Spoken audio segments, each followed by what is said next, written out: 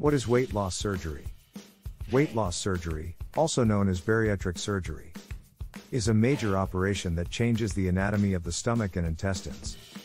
This makes it more difficult to eat and digest large amounts of food. Surgeons perform bariatric surgery via peephole surgery, which is also called laparoscopy and involves the surgeon working with peephole instruments through small holes in the stomach. Weight loss success with surgery. Both gastric bypass and gastric sleeve are effective for weight loss. A randomized trial showed that gastric bypass patients maintained 24% of their weight loss 3 years after surgery, while gastric sleeve patients maintained 21% of their weight loss. Another study of 417 gastric bypass patients reported a 35% weight loss from baseline after 2 years, with patients regaining some weight, but maintaining 27% of their weight loss 12 years later. Most evidence is consistent with these studies and shows significant weight loss with bariatric surgery. However, not all patients have the same success. In a review document, the failure rate of gastric bypass operations was estimated to be 20 to 35%. Failure was defined as a weight loss of less than 50% or a BMI greater than 35. Additionally, weight gain is common 18 months after surgery, with approximately 50% of patients regaining some weight. Summary: weight loss surgery is an effective way to lose 25 to 30% of your starting weight and maintain the weight loss for 12 years. Most patients experience long-term success, but approximately 26% remain overweight even after surgery. Regaining some weight is common after 18 months. Metabolic health gains with weight loss surgery. In addition to weight loss, bariatric surgery also brings great health benefits for metabolic health, so much so that many doctors today refer to it as metabolic surgery. An influential study looking at the effects of bariatric surgery in type 2 diabetes randomized 150 patients with this condition at an average A1C, a measure of average blood sugar, of 78 millimoles per mole into the following 3 groups: diabetes medication alone, gastric bypass surgery, or gastric sleeve surgery. After 3 years, the researchers found an A1C of less than 42 in only 5% of patients in the diabetes drug-only group, as opposed to 38% in gastric bypass patients and 24% in gastric sleeve patients.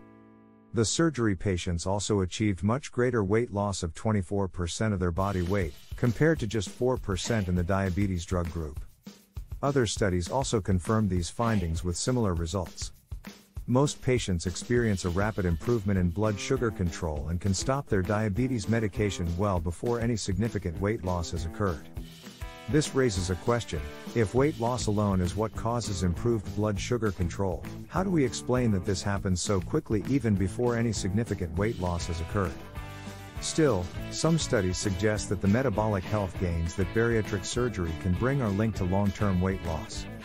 In a small study, patients who achieved 18% weight loss using lifestyle improvements were compared with similar patients who had undergone weight loss surgery instead. The results indicate that in terms of the improvement in A1C and insulin sensitivity, there was no significant difference between the two groups. However, not all operations are the same. For example, one study reported that those who underwent gastric bypass had greater improvement in diabetes after 7 years, compared to those who underwent gastric banding. Does it have any effect on longevity? With increased weight loss and reversal of diabetes, can weight loss surgery also help patients live longer? The current evidence suggests that the answer is yes. A study reported a relative reduction in the risk of early death by 24% after 10 years among those who underwent surgery, compared to a control group.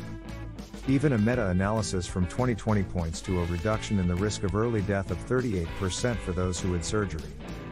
However, in these analyses, there was a drastic difference in weight loss between the surgical group and the control group. In the study, for example, the surgery group lost an average of 24% of their body weight, while the people in the control group experienced a smaller weight gain.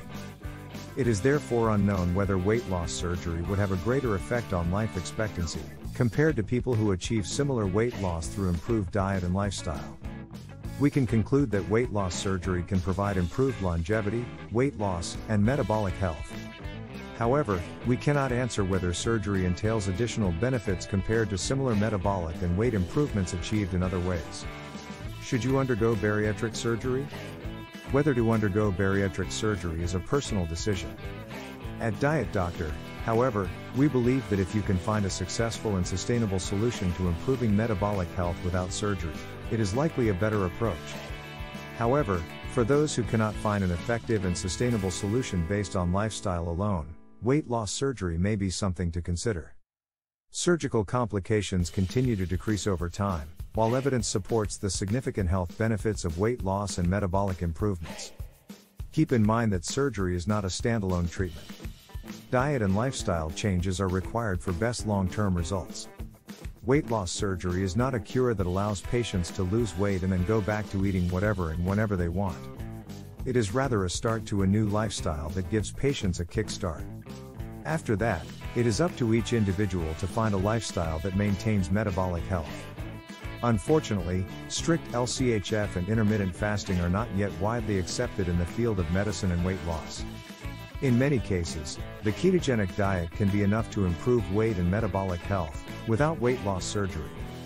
In fact, many doctors advise patients to opt for weight loss surgery in the belief that they have already tried everything, when in fact the patients have not yet tried the ketogenic diet or intermittent fasting.